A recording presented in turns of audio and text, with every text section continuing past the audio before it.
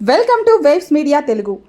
వినుకొండ మాజీ ఎమ్మెల్యే బొల్లా బ్రహ్మనాయుడుపై జరుగుతున్న దుష్ప్రచారాన్ని నిలిపివేయాలని వైఎస్ఆర్సీపీ నాయకులు డిమాండ్ చేశారు. పార్టీ కార్యాలయంలో నిర్వహించిన మీడియా సమావేశంలో రాష్ట్ర సంయుక్త కార్యదర్శి అమ్మిరెడ్డి అంజిరెడ్డి, జిల్లా అధికార ప్రతినిధి ఎంఎన్ ప్రసాద్ మాట్లాడుతూ తెలంగాణ భూమి కొనుగోలు వ్యవహారాన్ని రాజకీయ ప్రయోజనాల కోసం వక్రీకరిస్తున్నారని ఆరోపించారు. జోసెఫ్ భూ వివాదం ఇప్పటికే కోర్టు పరిధిలో ముగిసిందని పేర్కొంటూ బ్రాహ్మణపల్లి భూములపై రీసర్వే నిర్వహించాలని సవాల్ విసిరారు. ప్రజా సమస్యలపై దృష్టి పెట్టకుండా వ్యక్తిగత ఆరోపణలకు పాల్పడటం సరికాదని నాయకులు వ్యాఖ్యానించారు. మొన్న బ్రహ్మనాయుడు గారి మీద హైదరాబాద్లో జరుగుతున్నటువంటి విషయాలు కాకుండా అనేక మందిని రెచ్చగొడుతూ అనేక మంది చేత తప్పుడు ఆరోపణలు చేస్తూ సోషల్ మీడియాలో అనేక అబద్ధపు వీడియో ప్రచారాలను హల్చల్ చేయిస్తూ ఉన్నారు. వాటి వెనక ఎవరున్నారనేది అందరికీ తెలిసిన విషయమే. జీవి ఆంజనేయులు గారు, మక్కిన మల్లికార్జునరావు గారు ఈ తరహా తప్పుడు రాజకీయ ప్రచారాలు, ఇదంతా కూడా రాజకీయ దివాళాకోరుతనం అవుతుంది. ఇది హోందా కాదు. అయితే ఈ సందర్భంగా మీరు చెప్పిన వాటికి ప్రజల ముందు చెప్పాల్సినటువంటి బాధ్యత ఉంది కాబట్టి మళ్ళా మాట్లాడుతూ ఉన్నాం. మీరు మొన్న ఇద్దరు దళితుల యొక్క భూమిని బ్రహ్మనాయుడు గారు ఆక్రమించుకున్నారు అని ఎప్పుడైతే బ్రహ్మనాయుడు గారి తరఫున అట్లానే వైఎస్ఆర్ కాంగ్రెస్ పార్టీ తరఫున మేము బలంగా మా యొక్క గొంతుక విప్పి నిజానిజాలు ప్రజలకు తెలియజేశామో, మా గొంతుల్ని నొక్కటానికి మా పేర్లు కూడా వాడి మా మీద కూడా వ్యక్తిగత దాడి చేయడానికి మొదలుపెట్టారు. మీరు ఈ సందర్భంగా ఒకటే చెప్తా ఉన్నాం, వాళ్ళు బొప్పుడి జోసెఫ్ ఫ్రెడ్ క్రిస్టియన్సన్ అనే అతను మేము దావా వేసుకున్నాము, మా కోర్టులో మాకు చాలా అనుకూలంగా ఆర్డర్ వచ్చింది అని చెప్తా ఉన్నారు. ఈ సందర్భంగా ఒకటే గుర్తు చేస్తూ ఉన్నాం, వాళ్ళు కొనుగోలు చేసినటువంటి 2 ఎకరాల భూమి బొల్లా బ్రహ్మనాయుడు గారు వాళ్ళది Srivatsa food park limited company తరఫున ఆయన కొనుగోలు చేసినటువంటి భూమికి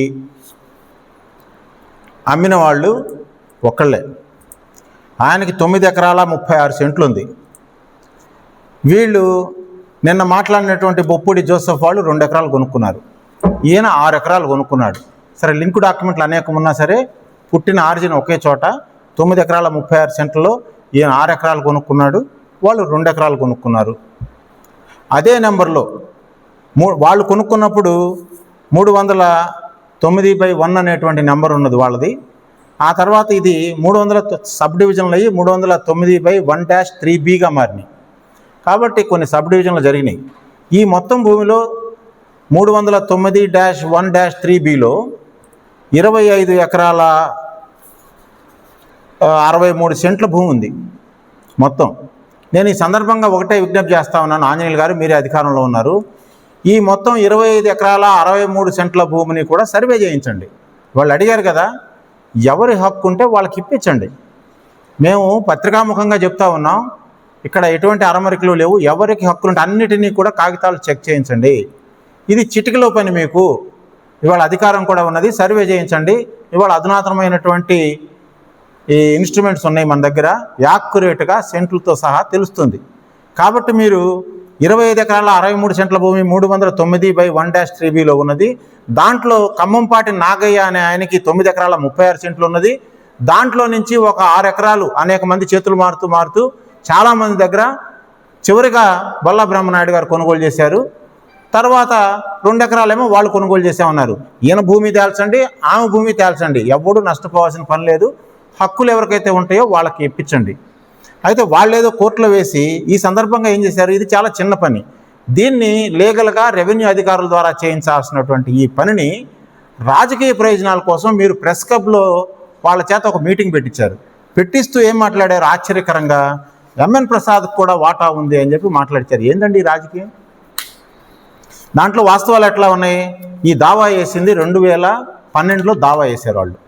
2012లో వీళ్ళు ఈ బొప్పుడి జోసెఫ్ అనేవాళ్ళు దావా బర్నబాస్ అనే వాళ్ళ మీద వేస్తే ఆ దావా 2016లో వాళ్లే కోర్టుకు రాకపోతే డిస్మిస్ అయింది. దాంట్లో బర్నబాస్ గారి తరఫున లాయర్ గారు ఉన్నారు, వీళ్ళ తరఫున లాయర్ గారు ఉన్నారు. I'm no way concerned. ఆ తర్వాత ఏమైంది, 2016లో వీళ్ళకి నోటీసులు వస్తే నా దగ్గరకు వస్తే నేను వకాల్తా వేశా. ఎప్పుడు 2016లో వకాల్తా వేశా. ఆ తర్వాత ఈ బర్నబాస్ కానీ వాళ్ళ తాలూకు వారసులు కానీ వాళ్ళ తాలూకు మనుషులు కానీ నా దగ్గరికి రాలా. They did not turn up to my office. కాబట్టి వాళ్ళు రాకపోతే నేనేం చేయాలి, కౌంటర్ కూడా ఫైల్ చేయాలి. తర్వాత అది ఎక్స్పార్టీగా అదే దావాని రెస్టోర్ చేస్తూ కోర్టు వారు వ్యతిరేకమైనటువంటి సాక్ష్యం ఏమీ లేదు కనుక దావా ఎవరైతే దాఖలు చేశారో వాళ్ళకి అనుకూలంగా తీర్పు ఇవ్వటం అయింది అని చెప్పి రాస్తూ దాంట్లో ఏం చేశారంటే, మేము అనేక అవకాశాలు ఇచ్చాం, ఇందులో ఎంఎన్ ప్రసాద్ గారు వకాల్తా వేసి ఉన్నారు కానీ తర్వాత కౌంటర్ ఫైల్ చేయలేదు వారి తరఫున, కాబట్టి ఎటువంటి సాక్ష్యాలు కూడా లేనందున మేము ఉన్న వాళ్ళకే తీర్పు ఇస్తున్నాము అని అన్నారు. దీన్ని పట్టుకుని మీరు నా పేరు అందులో ఉదహరించినందుకు ఈయనకి ఎన్ని వాటాలు ఉన్నాయి, ఏమున్నాయి అంటే ప్లేడర్లు కూడా ప్లేడర్ వృత్తి చేయరా, వకాల్తాలు వేరా వస్తే క్లయింట్ రాకపోతే ఆయన తరఫున యుద్ధం కూడా చేయడు కదా ప్లేడర్ గారు. ఇన్స్ట్రక్షన్స్ ఉంటేనే ప్లేడర్ గారు అక్కడ కోర్టులో వాదిస్తాడు. ఆయన రాలేదు, కారణాలు ఏమైనా కావచ్చు, అతను వకాల్తా వేయించాడు, మెలకుండా ఉన్నాడు. అది 2016లో జరిగింది. 2016లో నేను ఎక్కడున్నాను, బ్రహ్మనాయుడు గారు ఎక్కడున్నారు మీకు తెలియదు, ఆంజనేయులు గారు మీరు ఆ మాట్లాడిచ్చేది. ఇది బ్రహ్మనాయుడు గారు ఎమ్మెల్యే అయింది ఎప్పుడు, 2019లో. ఆయన కొనుక్కున్నది ఎప్పుడు, 2020లో. ఈ విషయం మీద ఈ బర్నబాస్ను కానీ వాళ్ళ తాలూకు మనుషులు కానీ ఎవరినైనా సరే ఈ 2016 తర్వాత ఈ రోజు వరకు కూడా నేను గనక చూశానని కానీ నా ఆఫీస్కు వచ్చారని కానీ గనక మీరు నిరూపిస్తే నేను నా ప్లేడర్ వృత్తి మానుకుంటా, రాజకీయాలు మానుకుంటా, ప్రమాణం చేస్తాను. మీరు కూడా ప్రమాణం చేయండి. నేను ఇట్లాంటి ఆయన కొనుగోలు చేసిన విషయం తెలియదు, ఈయన అమ్మిన విషయం తెలియదు. ఇట్లాంటి మధ్యలో బ్రోకరేజ్ పనులు చేసేటువంటి మనిషిని నేను కాదు. అది న్యాయవాద వృత్తిగానే చేస్తాం. అధికారం ఉన్నప్పుడు కూడా ఏ రోజున కూడా పైరవీలు చేయలేదు, పోలీస్ స్టేషన్లకు పోలేదు, యుద్ధానికి పోతాం, న్యాయం కోసం పోతాం, పైరవీల కోసం పోం, వాటాల కోసం పోం. ఇది మా క్యారెక్టరు. దీన్ని మీరు క్యారెక్టర్ అసాసినేషన్ చేస్తే ఎట్లా, దానికి భయపడతామా మేము? నిజానికి వాళ్ళు దళితులు, మీరేదో చెప్పారు మాట్లాడారని ఊరుకుంటున్నాను. యాక్చువల్గా అయితే అది డెఫమేషన్ అవుతుంది, ప్లేడర్ వృత్తి మీద దాడి అవుతుంది. అంత చులకనగా ఉన్నారా న్యాయవాదులు అనేవాళ్ళు? ఇది సరైన విధానం కాదని చెప్పి ఈ మీటింగ్ ద్వారా ఈ పత్రికాముఖంగా వాళ్ళిద్దరికి కూడా చెప్తున్నాను. అమ్మ, మీకు ఎటువంటి హక్కులున్నా తప్పులేదు, కన్సర్న్ రెవెన్యూ అధికారుల దగ్గరికి వెళ్ళండి, దాన్ని సర్వే చేయించుకోండి, మీ హక్కులు మీరు కాపాడుకోండి. కోర్టు ద్వారా కనుక మీకు అనుకూలమైనటువంటి ఆర్డర్లు ఉంటే దాన్ని ఇంప్లిమెంట్ చేయమని అడగండి. దానికి అడ్డు వస్తున్న వాళ్ళ మీద చట్ట ప్రకారం చర్యలు తీసుకోండి.